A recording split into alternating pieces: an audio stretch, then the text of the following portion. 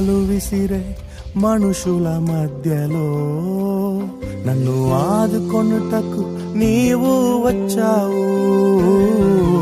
రాలు విసిరే మనుషుల మధ్యలో నన్ను ఆదుకొనుటకు నీవు వచ్చావు.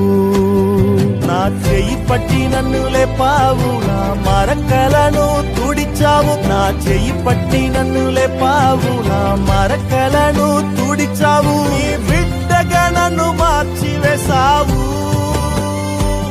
నన్ను త్రోసివేయని తండ్రివి నీవే.